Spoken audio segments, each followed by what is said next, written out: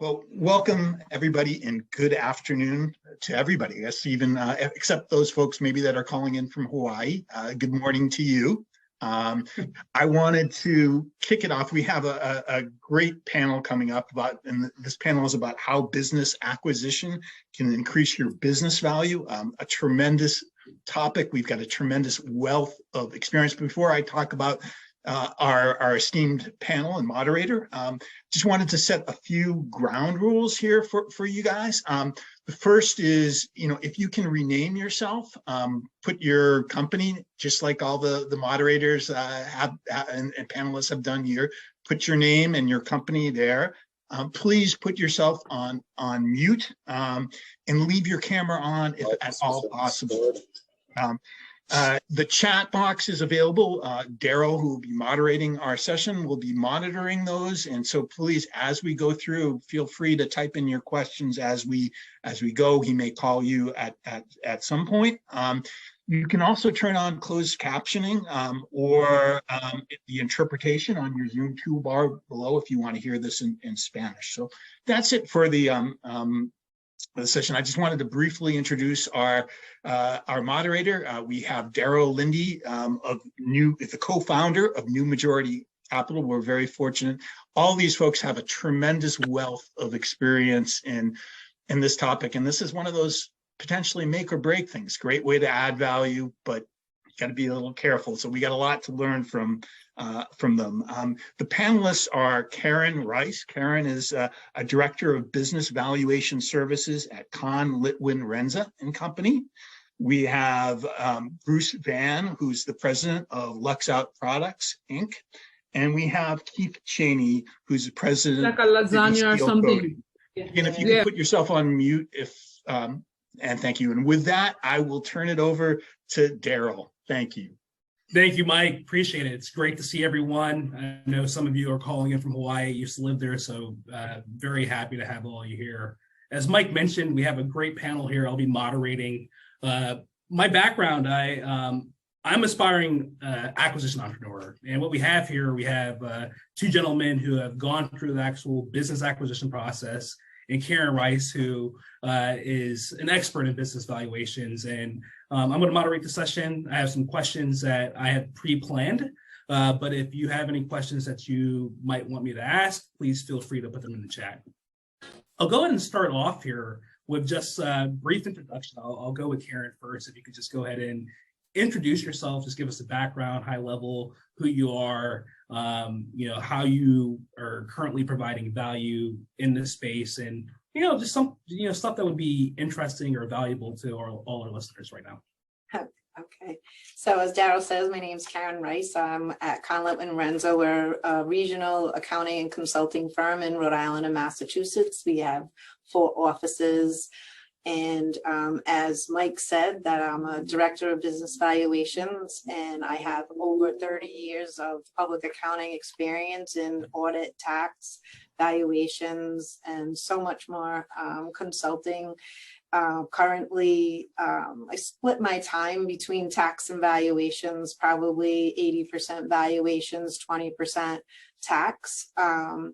And the majority of the valuations that I do work on are for estate and gift tax returns, shareholder buyouts, and acquisitions and sales for many of our clients and non-clients that come in and ask for our services. Awesome. Thank you, Karen. Keith, would you mind going next? No, absolutely not. So thank you for having me. Just apologize to everybody in the audience today. We just lost our internet, of course, minutes before we got on, so you'll have to excuse the very granular interface here. As Daryl said, my name is Keith Cheney. I'm the owner and president of City Seal Coating. We are an asphalt maintenance company that's located in Lawrence, Massachusetts. I purchased the business in 2017 with the intention of scaling the business, and since that time we've grown 400%. We often described ourselves as a disruptive technology in this field. And what we mean by that is a lot of asphalt maintenance or paving companies, there isn't a lot of competition. So the way that we feel passionate about Our brand and how we interface with our company is very simple. We're going to provide a very concise way in which they can extend the life of their asphalt. We're going to let them leverage our years of experience to get to solutions. If we say we're going to be someplace at a certain time, we try to provide just exactly that service. And we try to make sure that we develop a lot of trust in this field. And that has allowed us to defend our brand and be passionate about our brand. And we believe that's a large part of our growth is just by being open and honest and helping our customers provide solutions. As I mentioned, it's been 5 years now. We are located in Lawrence, Massachusetts. We are passionate about the community here in Lawrence. A good deal of our hires come from here, our new hires. And we're very proud of the fact, and we hope that we represent this community as it deserves to be represented. Thank you for having me. Looking forward to the discussion. Awesome. Thank you, Keith. And finally, Bruce. All right. My name's Bruce Van. I am the president and owner of Lux Out Products Incorporated. Probably never heard of that, but essentially what we like to think of ourselves as the best kept secret the best thing that you've never heard of, essentially. Our industry is stage curtains, shades, pretty much any sort of drapery that you can think of, but our bread and butter is stage curtains. So it's very niche manufacturing that we do. And we also have a couple of other products that we manufacture aside from that, a retail store. And my goal is to have more retail stores in coming years. So this will be a good conversation because much like this audience, I'm looking to acquire more. Awesome. Thank you, Bruce. So Karen, first question is to open it up. This panel is about how business acquisitions can increase business valuation. So I guess, can we set the ground, the stage right now on how you actually go about valuing a business? Sure. So I think that most business owners need to look at, the business overall. And I think you have a tangible piece and you have an intangible piece. So that, and then that becomes the enterprise value. And that's what we as valuation analysts calculate. But what's important to understand is that, the tangible piece is, fixed assets, property and equipment, inventory, receivables, cash. That's a big important piece. And those are valued at market value, whether it's, vehicles at Kelley Blue Book and such. If you have an equipment intensive business, you would possibly look at, current values from, catalogs or anything like that. Then you have the intangible piece, and that is what's considered goodwill, which could be your reputation, intellectual property, technology, if you're a software company. So those are real important factors, just like customer lists. If you have non-compete agreements, all of that would be considered an intangible value. So the two of those pieces then become an enterprise value. So the enterprise value then is really calculated based on cash flows of an operating entity. So you would look at, your revenue minus expenses and, come up with earnings before interest and depreciation, EBITDA numbers, and taking those cash flows and then dividing it by a discount rate, which is considered, in simple terms, the expected return on investment. So what's really important, I think, for business owners to understand are the risk factors that are involved in coming up with the discount rate. And those can, especially today, I think everybody's experiencing like the supply chain issues, labor shortages, all of that come into play when you're looking at valuing your business. Those are considered, risks. If you have customers that make up significant portion of your revenue, that's considered a risk. Could you, how does your operations change if you lost a customer? Can you easily replace that customer if it's a 30% of your revenue?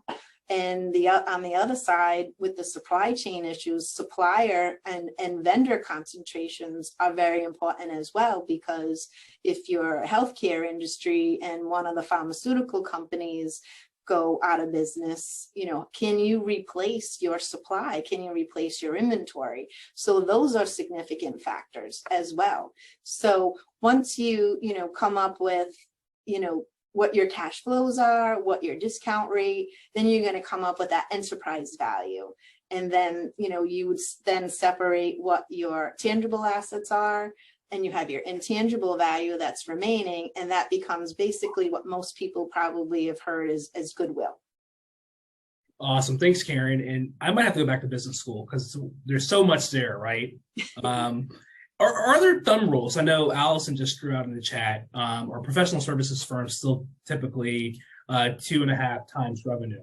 And I know there are thumb rules out there. Could you maybe talk about those? And then Keith and Bruce, would you mind chiming in too, if during your business acquisition, you use some of these thumb rules to figure out how you would value your acquisition target? So typical, multiples, every industry has their own, because there's always specific nuances, whether you're an insurance company, to a distributed company, a healthcare, home health rental company, all of, each industry has its own multiples. But lately in the last year or two, what we found is just overall EBITDA multiples have been ranging about 4 to 6 times your EBITDA numbers. So I don't know if, Bruce and Keith, you have, specific multiples that you looked at when you were looking at businesses, or what your company is presently looking at. I'd be interested to know. So yeah, I'll chime in there. So essentially, I read a book called The HBR Guide to Buying a Small Business before buying my first company, and that book gave a range of about 3 to 5 times EBITDA. Which is kind of normal. I would imagine that the EBITDA multiples have kind of gone up over time, especially as this becomes more popular, as buying businesses becomes more popular. I was fortunate enough to get mine at significantly less than that because I negotiated the crap out of it. Out of my 3 targets, my first one was 2 times, my second one was 3 times, and my third one was about 2 times again. And the goal is, and I think just the goal is, if you're going to do that, you want to get it. So like in Keith's case, he bought a business that he was able to quadruple in 5 years, which is pretty phenomenal. That's really good growth. You can get a higher multiple for doing that with that kind of growth. But from what I was thinking in my rule of thumb was, even if I don't grow this, am I still getting a good investment? And if am I paying myself a market salary aside from the EBITDA? Because a lot of times brokers will try to confuse seller's discretionary earnings and EBITDA, and they're not the same thing. You should never pay a multiple on the salary you pay yourself to run a business. You should only pay it off of the EBITDA. But that's really sort of the rule of thumb that I used. Keith, I'm curious to hear your. So, what I've come to realize is the old, you don't know what you don't know. And so a little bit about my story. I had been laid off after 19 years and 2 months at the same organization. And I had never had disruption in my employment during my entire adult life. So I was in a situation in which I needed to figure things out quickly. I had never owned a business. Clearly wasn't as well versed as either you or Karen as it relates to what the expectation is when purchasing a business. So I literally had to just figure it out. But what I was sure of, and any of the entrepreneurs on the line will understand this. As an entrepreneur, you're kind of an alchemist, where you have to literally produce water out of a rock. And I knew in short order that I could scale this business. And Karen had mentioned about goodwill and the assets, and I was learning as I went. And the way that the story was is that the owner of the company, where I moved here to the North Shore, everywhere I went, this sign was at the end of everybody's driveway. And so I understood the potential of this business. We wound up doing about 800 driveways a year. So I knew that that was scalable. And I just made a decision that I was going to be successful in this space, even though I didn't have the knowledge or the experience that was required to run a business. I just made a decision that I was going to be successful in this space.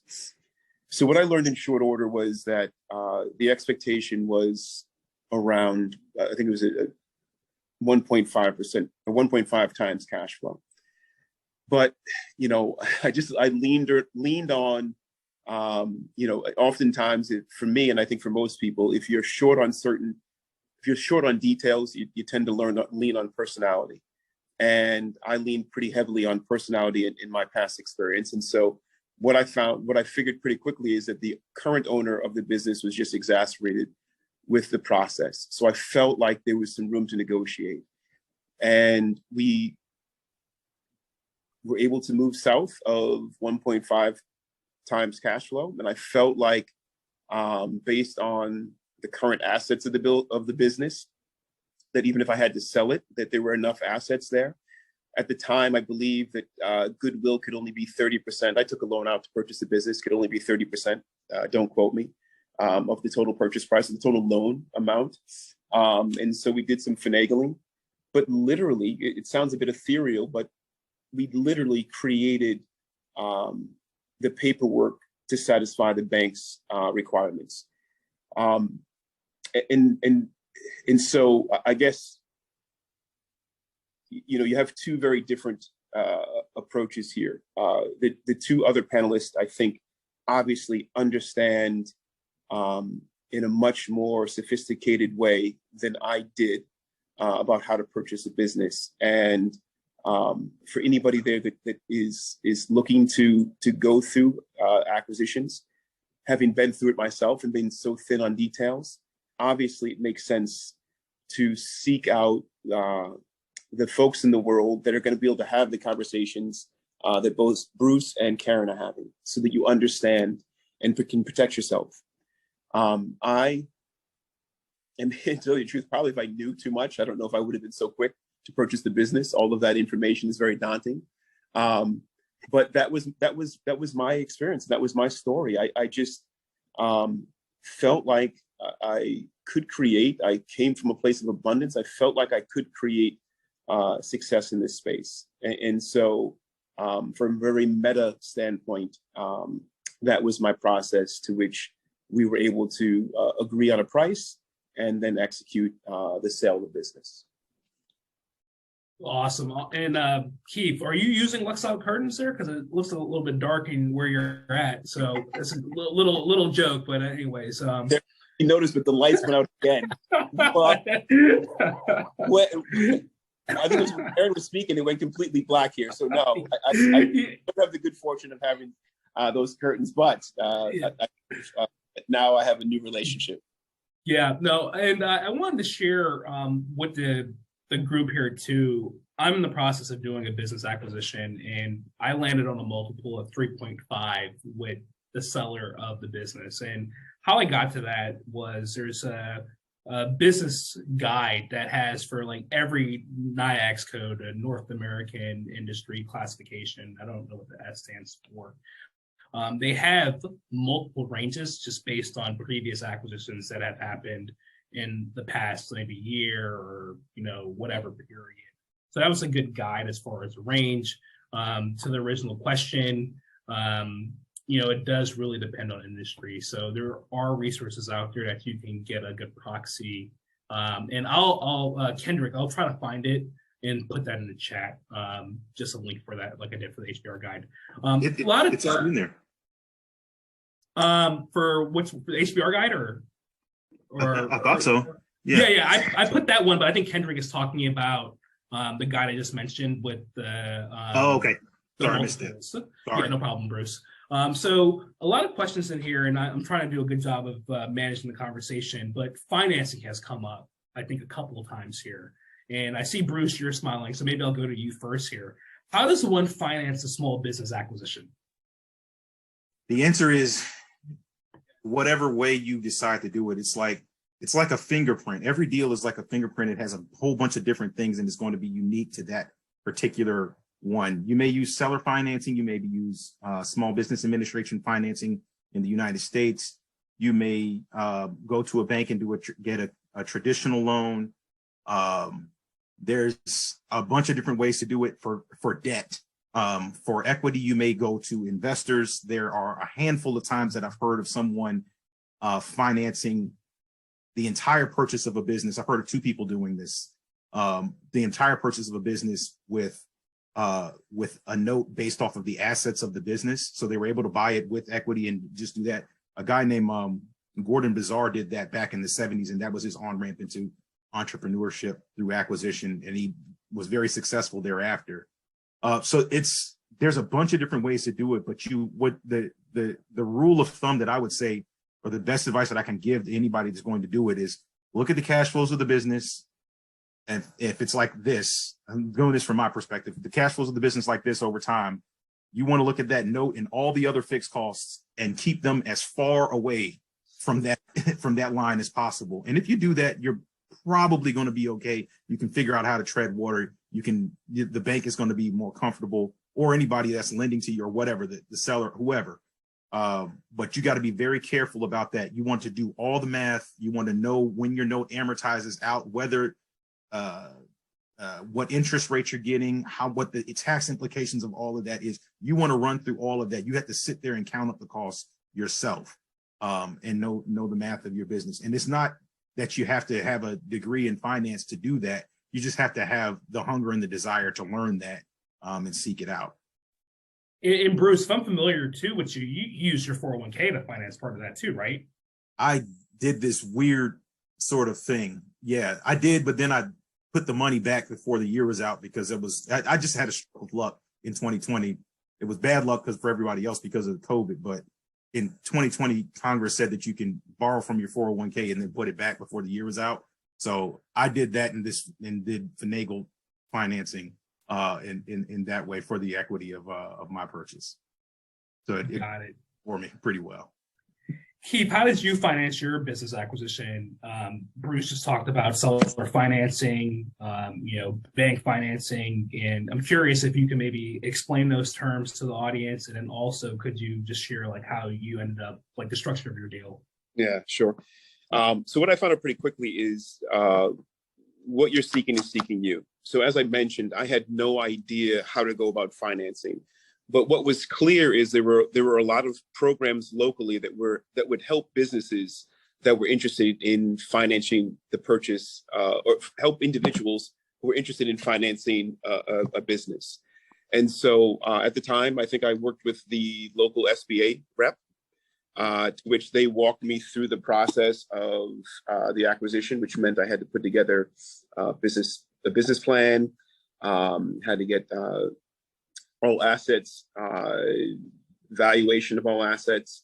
And then I found a lender who worked with the SBA, and it was the SBA who pointed me in the direction of a few traditional banks in the area that had worked through this process before. So very long way of saying I just went out and got an SBA loan. And I think the SBA loan requires 20% down or 15, I forget the exact amount.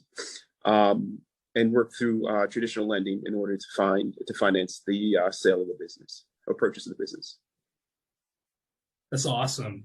And Karen, just to kind of piggyback on this one, because I'm thinking that some of this audience members here might be even interested in selling their business. Now they're seeing like, hey, I can position my business for sale. I could also acquire one.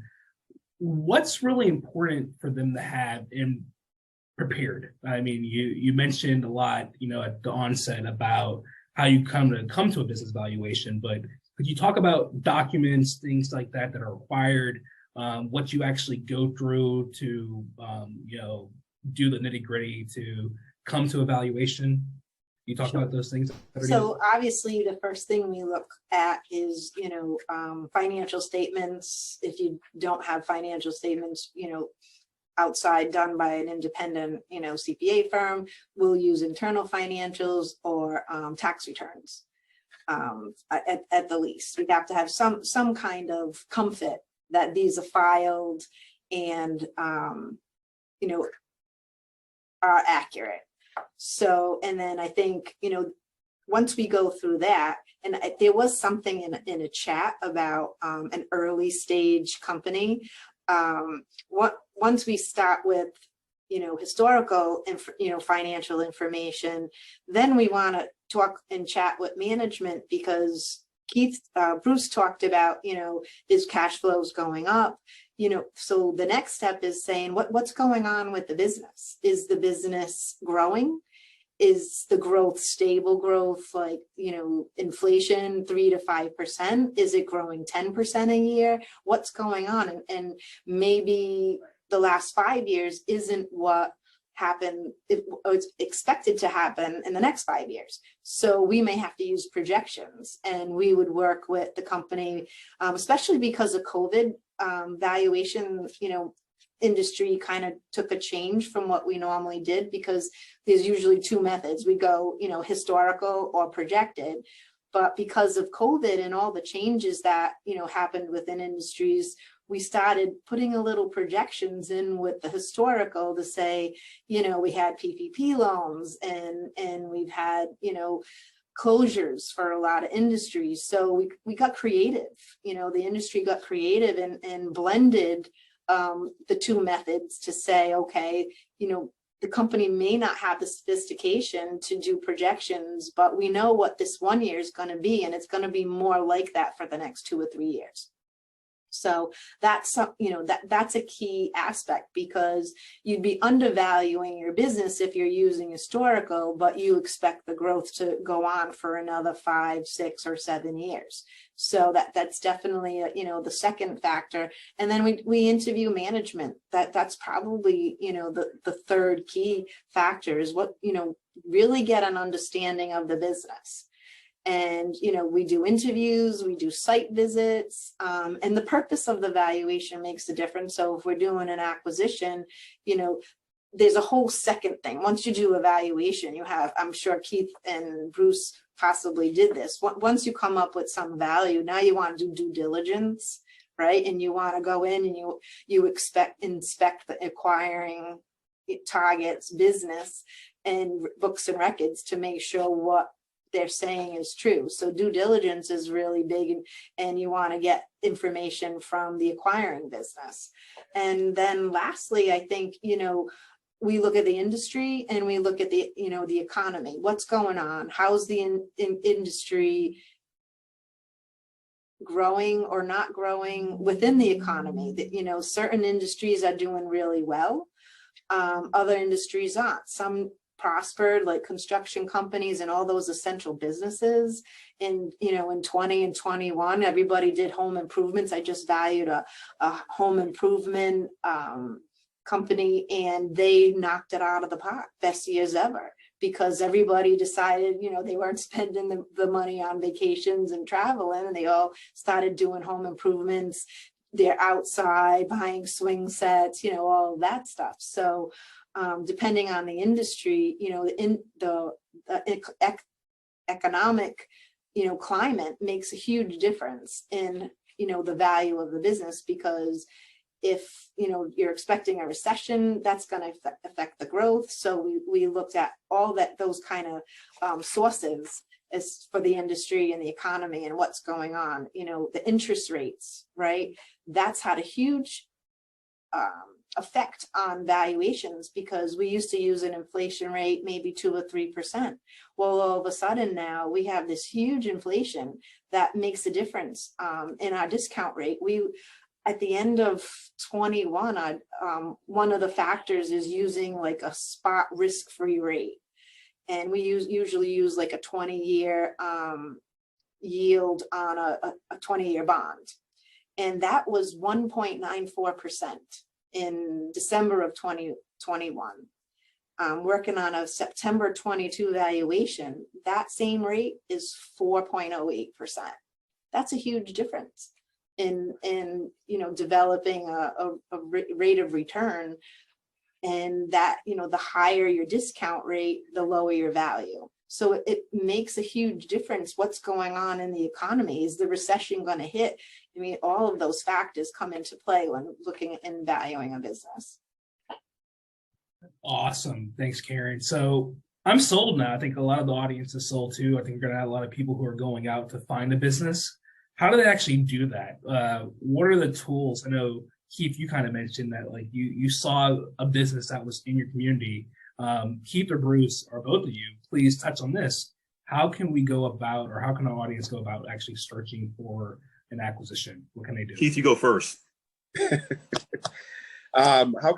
there are resources to which you can use, much like you would use a realtor to find a house. There are brokers who will you can interface with that will help you find the type of business that you're looking for. They will help with the sale or purchase of the business. And there's actually websites that have exactly that. You scroll through them and there's everything from pizza shops to paving companies. But also, what you'll notice is a lot of owner occupied businesses and folks that are starting to age out.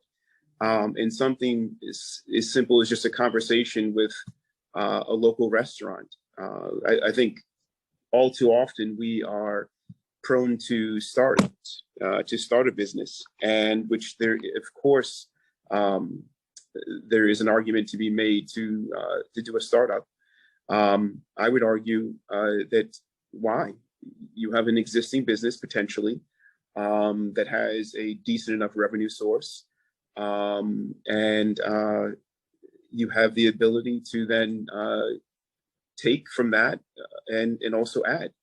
And sometimes, as I mentioned early on, a lot of companies become stagnant, and the growth opportunity is there. It just takes the right set of eyes. And if you believe that you have a path to success, then obviously acquisitions can play a key role as opposed to startups. But to get back to your question, Daryl, there are services out there that will help find people that are looking to purchase businesses. Bruce, I pass to you. All right. Yeah. So if I remember correctly, and so pardon me, I have a short attention span now. The question is, how do you find these businesses? Is that correct? All right. Much like that fingerprint example I said with how you finance it, it's similar, but you can broadly go down two paths, right? You can go down a proprietary path where you go and knock on doors, and there's a whole lot of energy that goes with that, and say, hey, look, cold outreach. Hey, look, I'm looking to buy a business. Are you open to selling yours? And you have to have a lot of, it's a lot of kissing frogs to get to something good if you go that route, but you may be able to do that and find something good at a really good multiple. Or you just may get really super duper lucky with that.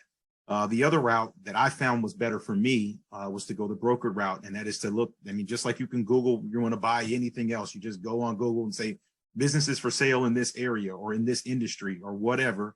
And there's a list of a whole bunch of them. And just like Keith said, a lot of them have they're people who are baby boomers and they're retiring. I bought all three of my companies from people who were retired. That's just the route to I think that's the route to go, and whose kids weren't interested in taking over their businesses. So, I mean, that's really what you do. You got to go out there and knock on the doors and see what's out there. If you find a broker, you have to go and ask about that. They're going to vet you, see how much money you have and things like that. And then you're going to have to sign a non-disclosure agreement. Then you'll probably get some information like what's called a CIM, and I forgot what that stands for. You might get tax returns at that stage, probably not, because not everybody's going to want to give their tax returns and their social security number to everybody who knocks on the door trying to buy their business. But later on in due diligence, you're probably going to get the tax returns and the bank statements. And the goal is, it's a lot like dating. There's a lot of crap out there you just don't want to buy. It's terrible. I mean, they want 8 times EBITDA for the business, and the business is shrinking. And these people are crazy and they value their baby too much. But every so often you find something good, and that's a maybe, and you keep drilling down to the maybe until it's an absolute yes, I absolutely want to buy this. And that was my process. And you have to constantly keep deals going if this is what you want to do. Not everybody really understands not everybody's built to do this, in my opinion. But for those who are built to kind of just see something they want and go after it and relentlessly go after it, if you have like a sales background, and you're used to doors being slammed in your face, this might be a good fit for you if you ever want to be an entrepreneur. And there's a lot less, to Keith's point, I think there's significantly less risk to you in buying something that already exists instead of trying to start something from scratch. Even as I have an infrastructure in a company, 3 companies right now, and I tried to start something this past summer and it went kaput. And because it can do that. Fortunately, I didn't have all that much invested in it. Only like it was an affordable loss for me. But that if you've built something from scratch, you understand the struggle that goes into that. And even if you're making good money years down the line, like 10 years into your business, in those early years, you probably suffered and lost money so much, and you have your war wounds. I would just prefer to avoid all of that. But that's just me. Everybody has their opinion. I just want to add. Go ahead, Keith. Yeah, just very quickly. Just so it's one thing to actually find the business and purchase it and go through the sale of the business. I think one of the things that the group should take away with you is that once you've gone through that acquisition, you're going to need a business line of credit or a significant amount of cash on hand, because it becomes exceedingly expensive in those first few months. You're dealing with net 30, net 35, so you're still doing all of the things required to keep the business afloat. Whether you have a restaurant and you have to purchase perishable foods, pay salary, the insurance. So one of the things that is not talked about a lot is just part of your plan during the acquisition phase is to start to put together, whether it's a business line of credit or at least acknowledge that you're going to need money on the side to continue the business once you've purchased it, because you're putting a lot of money out to purchase it. Now you need to make sure that you have funds available to continue the business until you start to get paid on a regular basis. I want to piggyback on that also. Just one more thing. If you go the route of trying to buy the business, this is most often through brokers and sellers, what they're oftentimes going to tell you is like, oh, well, the seller's going to sell you this business for this price, and they're going to keep the receivables of the business. And to Keith's point, that can be that whole working capital thing. What happens with the working capital? That is a thing that can make or break a deal, because the last thing you want to do is to especially take out a note to go and buy a business. And then you get there and you're a month in it and you run out of cash and it's actually profitable. Then you have, that's just a horrible situation I wouldn't want my worst enemy to be in. So where a lot of the struggle can be is, all right, who's going to get the working capital? Who's going to get the accounts receivable? How much cash is going to be left in the bank accounts, if any? Of course, somebody trying to retire, they're incentivized to try to pull everything out and say that they want to keep everything. And that's just the song and dance you can figure out on your own. But that's a very, just don't despise how important cash flow is, and making even if you do an SBA loan in the States, you have to come up with a cash flow loan or projection for I think it's 36 months or something like that. Pay a lot of attention to that. Don't gloss over that plan. No matter whatever you think else is going to happen in the business, you want to put a downside in there if the thing shrinks under because when you take over your business, if that happens, you're likely to lose some customers because you're going to do things differently than the other owner did. Like that sort of thing, that stuff happens all the time. So you got to still make sure that stuff, even if that happens, you're solvent. So. Awesome. That was a great back and forth. And I want to step the audience through this. So we just mentioned, if you're interested in finding a deal, you could go through a broker. There's some other sources you can utilize as well too. And then that broker will usually engage you with businesses they might have for sale.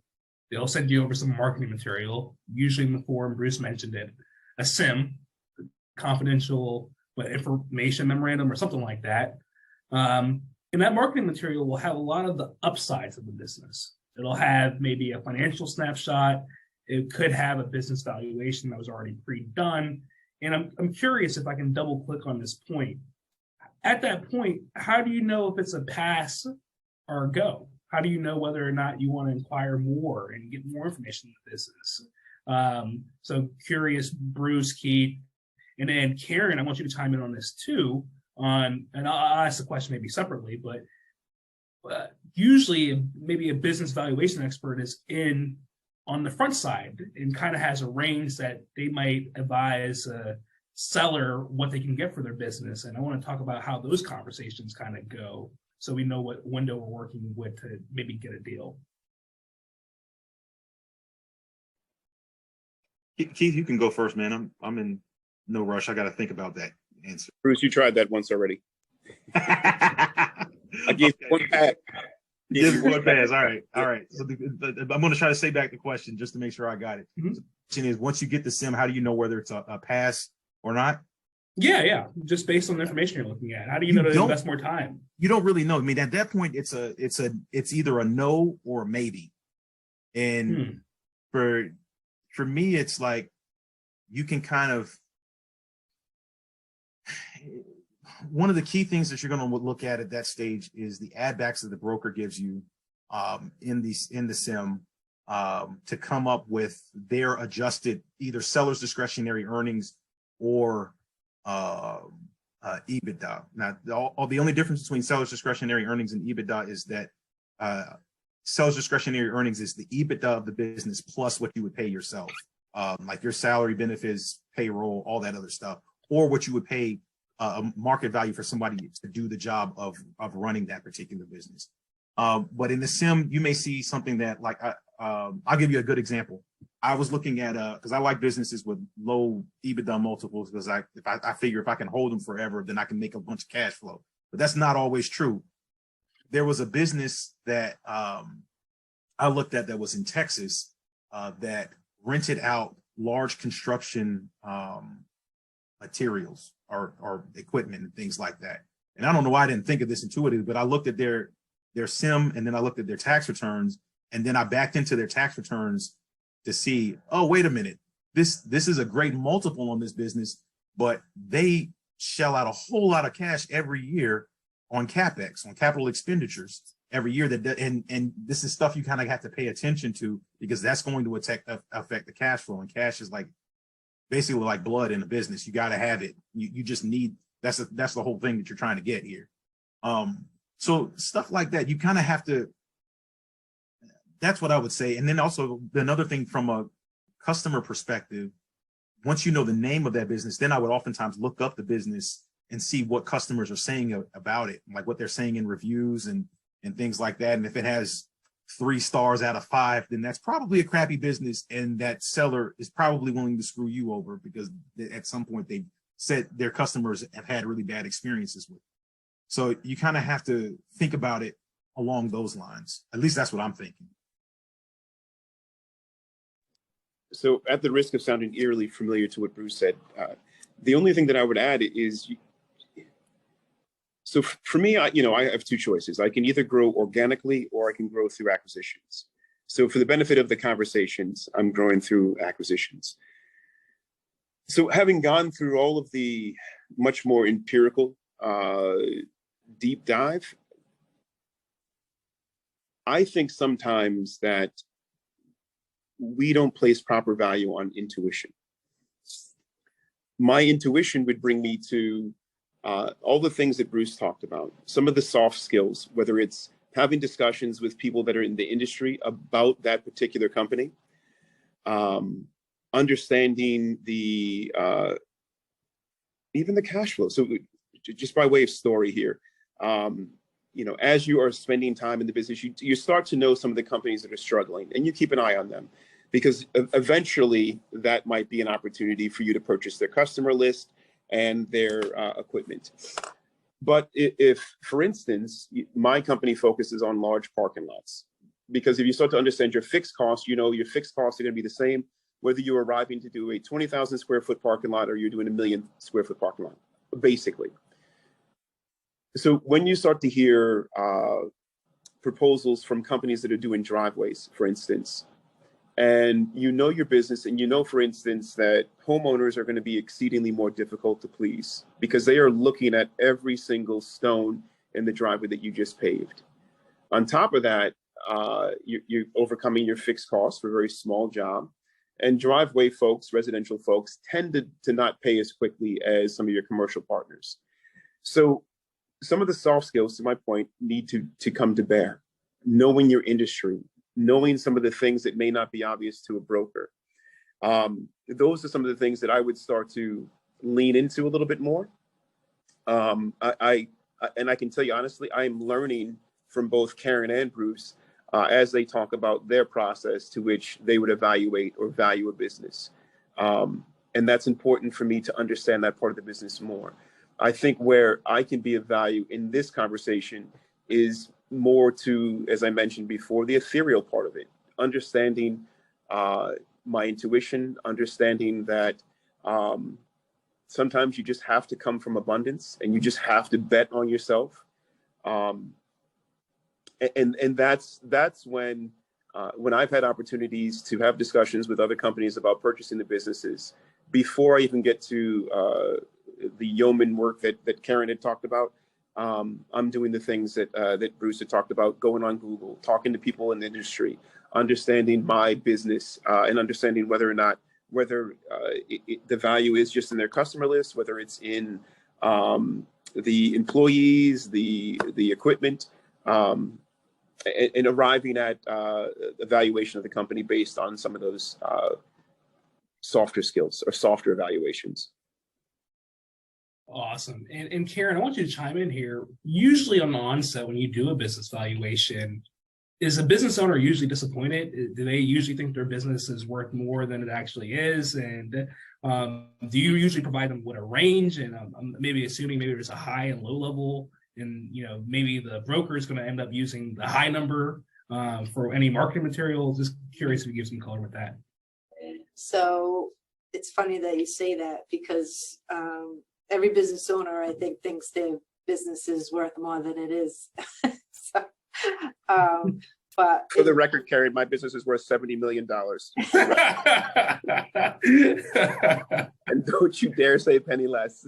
And what's really funny, with doing estate and gift valuations, we always undervalue, right? You want the lowest value for that. So purpose is a big thing. So for acquisitions, as a valuator, it's we're supposed to be independent, right? So we want to make sure that if I'm working for the buyer, it's scrutinized by the seller's people, someone that's equivalent to myself. So I've been in that situation where I was valuing a wine connoisseur that had relationships in France and such, and the seller just wanted so much more than what I was coming up with for a value for the buyer. And, we just couldn't work it out. And part of the problem was what, Bruce was talking about with financing. For the most part, small businesses, you're going to get that SBA loan, because if you don't have any other, history, and credit history for that kind of magnitude of financing, SBA is really the way to go, because, that bank or financial institution is being backed by the SBA, and you're going to be apt to get that financing more. So in this situation, we just couldn't get to a point where this goes back to another statement that Bruce made. Once you come up with a value, if you can't get the cash flow to pay that financing, to pay that seller, it makes no sense. So in this particular instance, the seller thought it was worth this much, and I couldn't come up with that value that would give the cash flows for the buyer to repay the bank, to buy it. And I think that's the last step. You have to make sure, as Bruce said, you have the cash flow to make those payments. And, that's what we call in my business a sanity check. We're always looking. So especially if I'm working on a buy situation, and that's my client is the buyer, we're going to look at a sanity check. I'll say, okay, if, say it's worth $3 million. is the cash flow? And we've run into a situation where the seller wants to be paid in 3 years.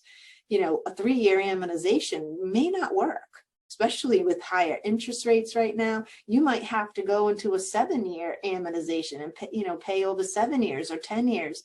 Seller financing versus bank financing, that monthly payment, if the cash flows aren't going to generate that value, you can't move forward on that deal. So, I mean, Daryl mentioned, I'm usually involved in the beginning process, and that's something like KLR is just trying to put together as far as, starting off and saying, okay, where do you want to be, right? I presented with Daryl in another session, and a gentleman from that session came up and said, well, I want to sell in 5 to 6 years. So what we would do is, come up with a preliminary value today. Is that your expectation? Is that what you thought? If it's not, how do we get to that place you want to be in 5 or 6 years? And, that's where, my firm, other firms, consulting firms would come in and say, okay, do you need, what kind of business advice do you need? Are you running at capacity? How can we get from point A to point B and increase the value?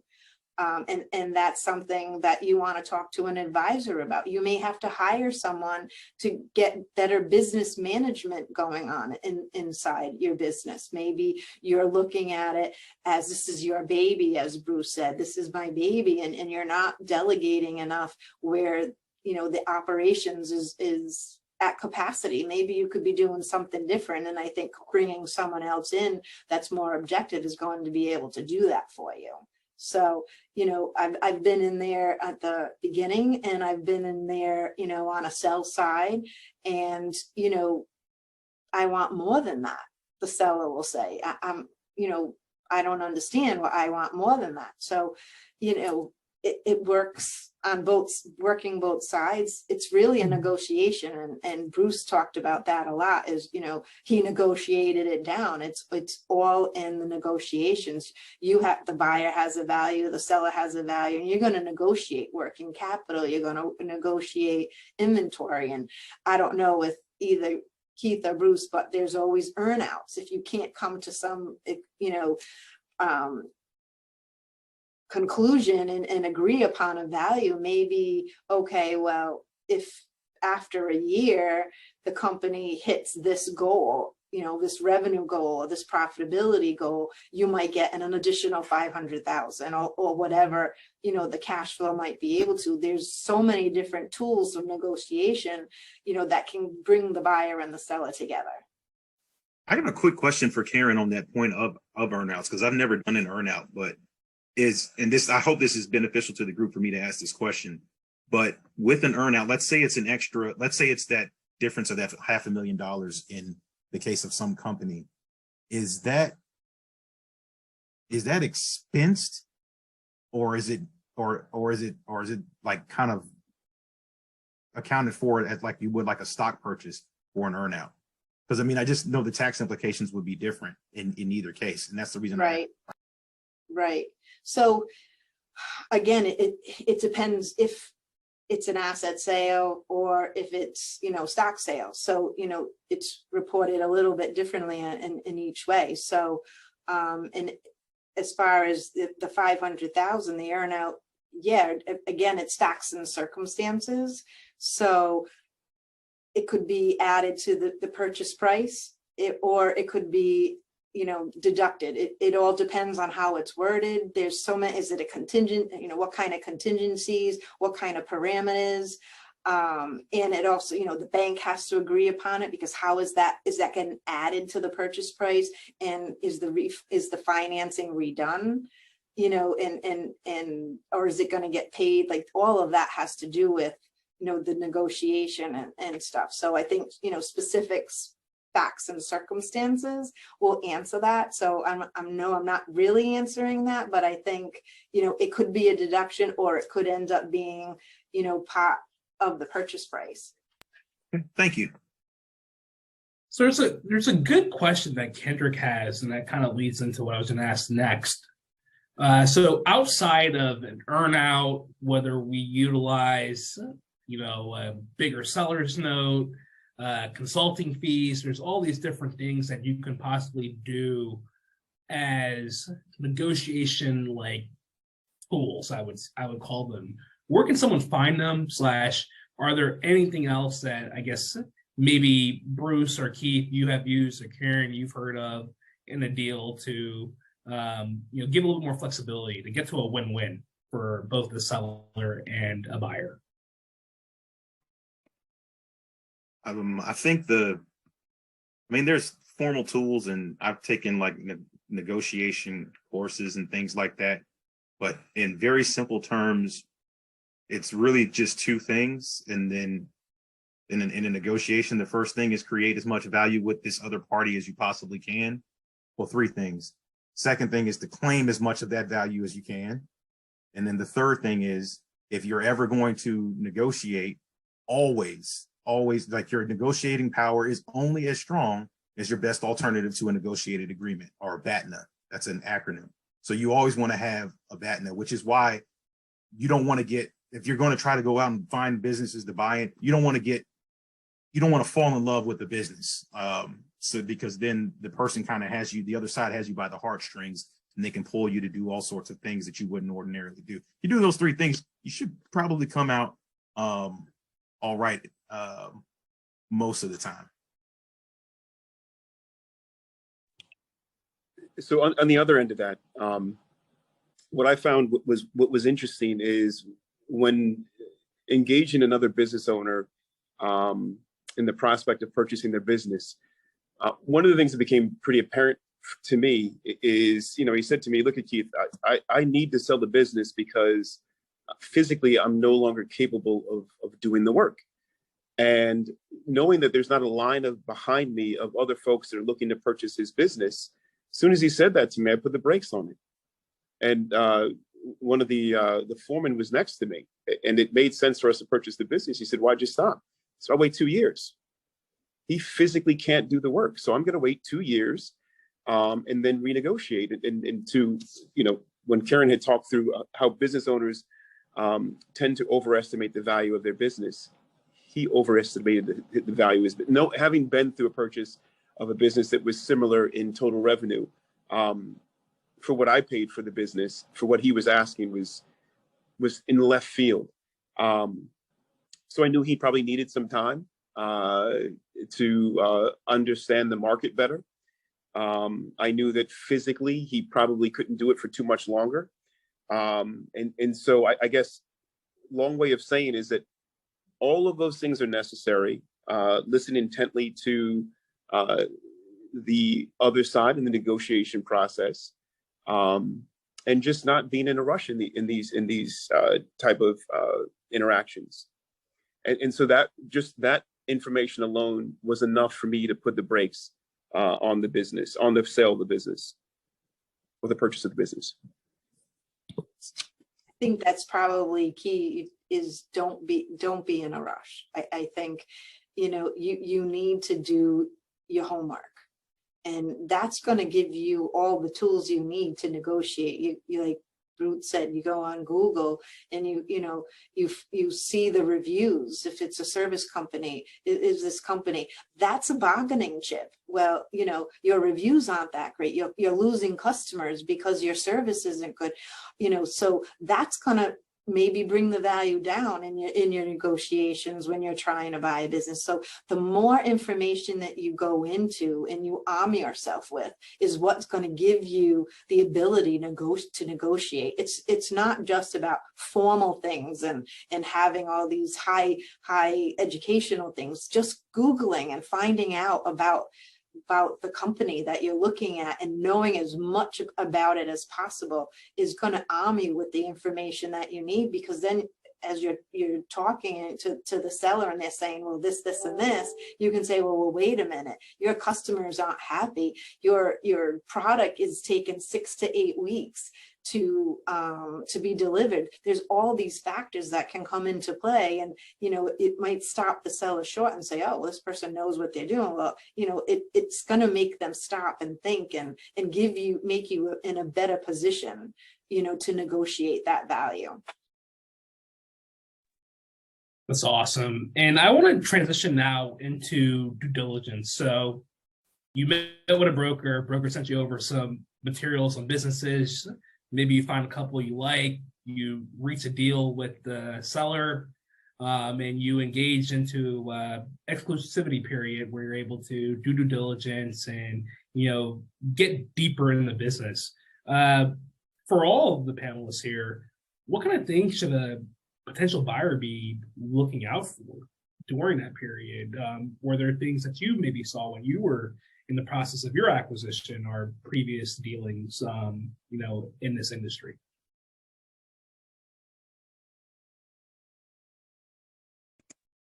All right, I'll take a swipe at that. The reality is that there's too much to like. The reality is a seller simply is going to have more information than you will have as a buyer. So you're kind of trusting them. If they wanted to hide something, they could. Like, for example, if I wanted to take the earnings of my company and then personally pay my people an extra $5,000 a year, or something like that, that's going to add up. And that's really me overstating how much the profit of the business is and overstating the EBITDA so that I could get a higher valuation, right? Like, so if a seller somebody can do something like that, and there's nothing that you can really do to be able to tell that unless you're able to talk with the employees. So there's always going to be some way that they can fool you. The trick is, in my opinion, one of the most important things you want is a motivated and honest seller. Because it takes a whole lot of motivation to sell a business. Good gracious, it does. And you need somebody that's honest. So if they lie to you about one small thing, right? Like you catch them in a single lie. I don't care if they say, hey, look, I was eating an apple in lunch today and they didn't have any fruit or vegetables in their lunch and you saw them earlier. I would completely walk away from the deal just because of something like that, because if they're willing to lie about that, they are willing to lie about a bunch of other things. That's one thing. The other thing is if you find some sort of issue they may have, where they say like, okay, well, my tax returns say that my EBITDA is 600,000, but really that's like a quarter of my business is cash and I'll make a whole lot more than that. Well, if they screw over the IRS, I promise you they're willing to screw over you. I promise you, because the IRS is a lot stronger than you are and can do a whole lot. They can do a whole lot more. So those are sort of things. This kind of goes to Keith's point. This goes more to intuition and kind of reading people and sort of where their motivations and where their heart lies. And it just that's very, very important to look out for. And of course, you have the quantitative, like the academic stuff that you want to do, like quality of earnings and proof of cash. You probably want to do that in most deals, just to make sure that they're not just making up numbers and putting them in the books, and that's completely different from what the bank account's showing. But by and large, suffice it to say, if somebody wants to screw you over, they're going to be able to do it, and you just want to keep a very close eye and trust your gut about whether or not you should actually trust a person. And that's all I got there. I can't really tell you much more than that.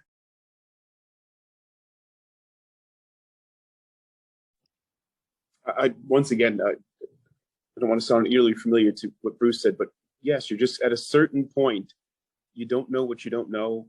You're gonna have to, there's something to be said for understanding that at the end of the day, that there are two individuals that are looking to execute a larger deal that eventually could be beneficial to you, but also beneficial to them.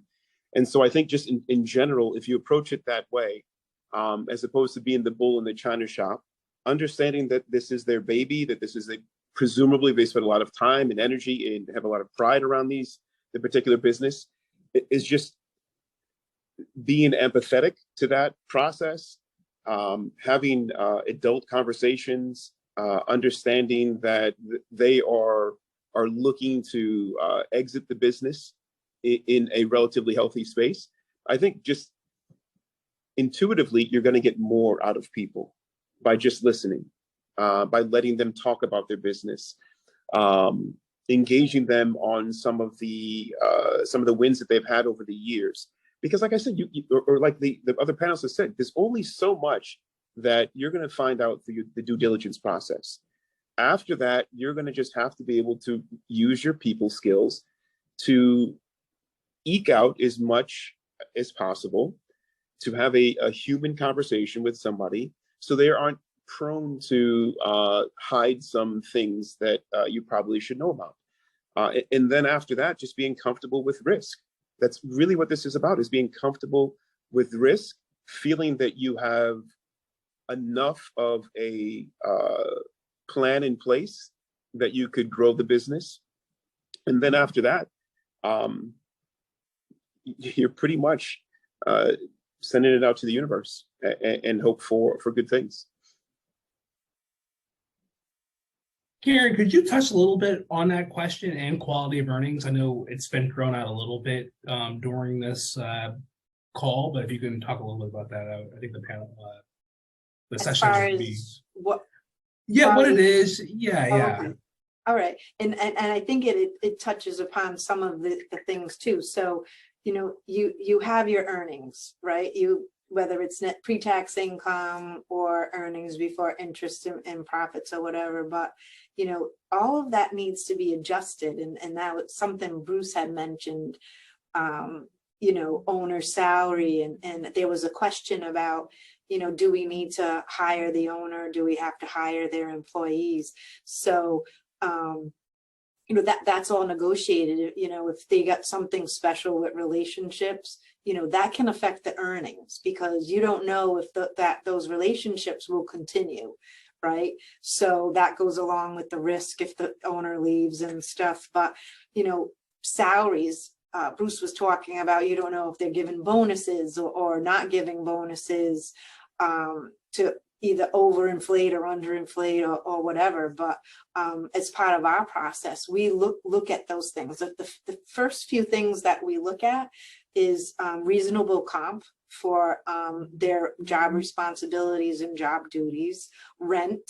If there's related party, a lot of business owners have an operating business and have a separate entity that owns real estate. So that we look at fair market rent, you know, because sometimes rent is just between the two entities that, you know, to pay the mortgage, and it's not what market rent that someone would be paying down the street. So we look at market rent, and then we look at all kinds of discretionary expenses, high bonuses. I worked on a valuation where the company never gave raises, but they gave these crazy bonuses, like $50,000, $60,000. So we went back and said, okay, if you had given raises, cost of living 3 to 5%, these are what these salaries would be, because bonuses are discretionary unless it's, you know, performance based and it's within the industry, depending on, you know, whether it's a sales company or something like that. So those are big expenses and or revenue, one-timers, non-recurring. That's gonna, we adjust all of that. And then that's how we come up with the quality earnings, what your cash flows is. So we look at the business. If you take away the owners, you take all the personal stuff out, and if a third party came in to run this business, how would it be run? Without any emotional ties, without any family members, who's on payroll, that's not doing anything. You know, those family members that are in college that get paid to pay college tuition and they don't ever show up at work, you know, those are the kind of things that like we pull out. And those are the kind of things that Bruce was saying, that, you know, quality of earnings, what are you looking at? And is it reasonable? Is it an honest stream? And how much digging do you need to go into? You know, we're getting close on time. I haven't seen Mike waving his hands. Yeah, we're at about 5 minutes, and with the last question, I'll go ahead and just ask this as a two-parter. Can you share a resource other than New Majority Capital that can help people if they're looking to do a business acquisition? Is the first part of that. And the second part of it is, what is your like big takeaway that you want to give the audience? So two-parter. I'll tee it up to whoever wants to go first. It looks like Keith and Karen are both off mute, so we can flip. But I can get Karen. Do you want to go first? You can go. That's fine. So I wanted to just add something to what Karen said. So we had talked about very quickly, and I'll make this quick, the importance of having the buy-in from the previous owner, right? SBA is going to require that the owner stay on staff for a certain amount of time. They also require a seller's note. But aside from that, as somebody that's in the business, every time I hear about a business that was sold, that says to me there's an opportunity. Because as Karen had mentioned, there's relationships, long-standing relationships in place. And as soon as the owner goes, potentially you could lose that relationship. So if you don't have a strong relationship with the previous owner, they're not inclined to, what I had my other previous owner is bring me to my large accounts, make the introduction.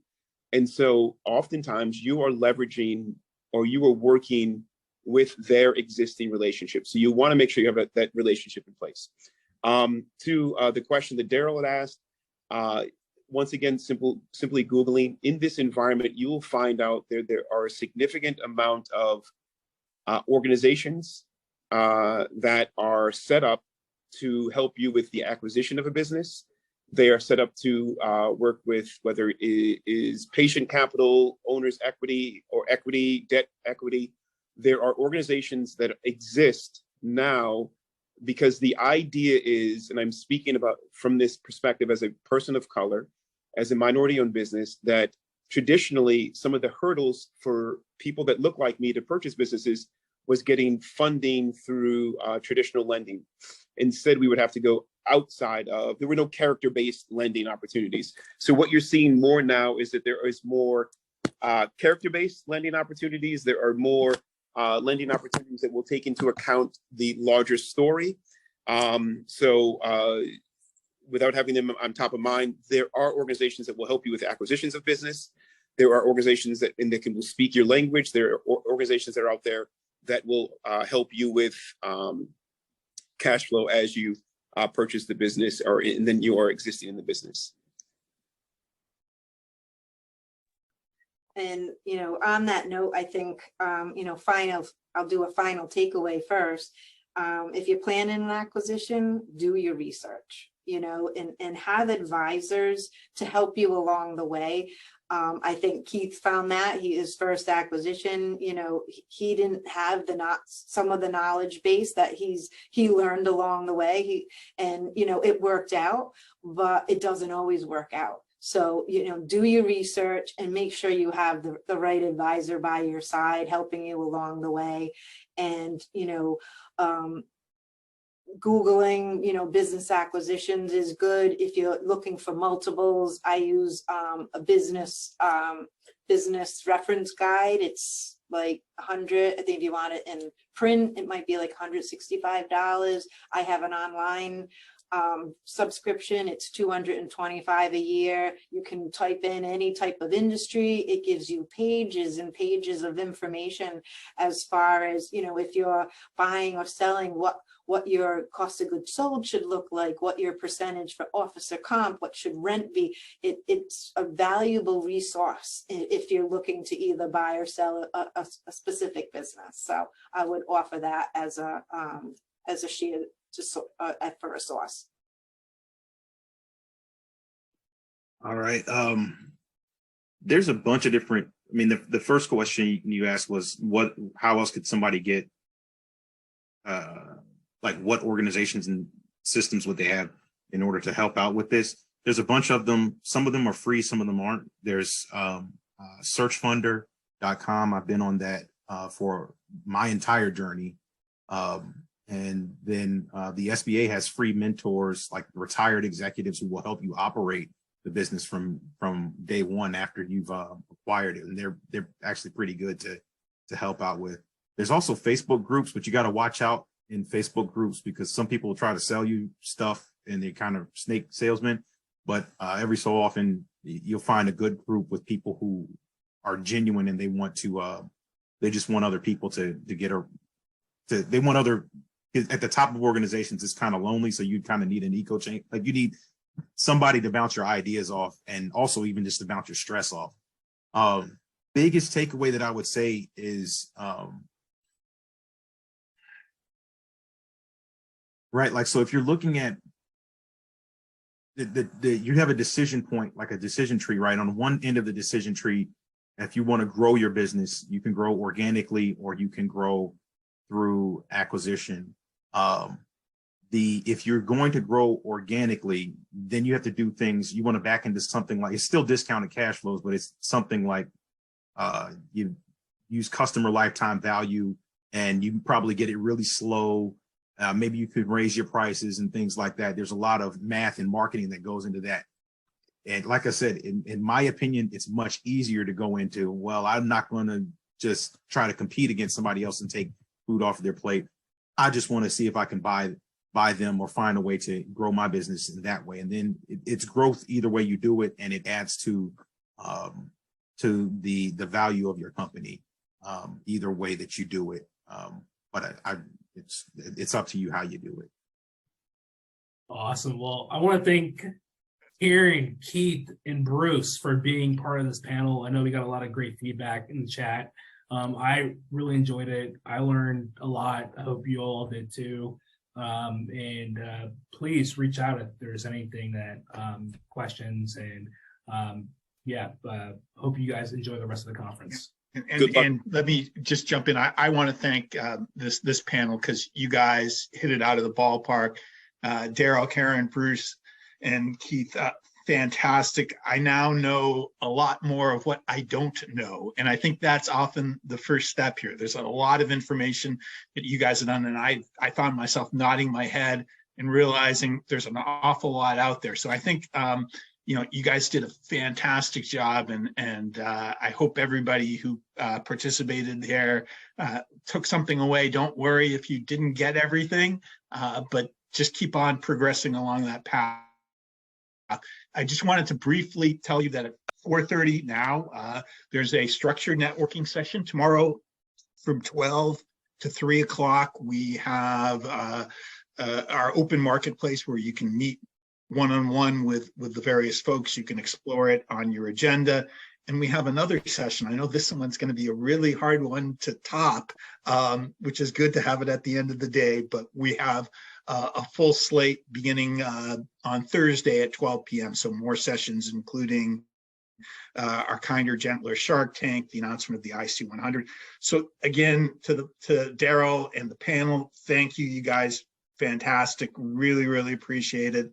And thank you all very much, and hope we will be seeing more of you over the next few days.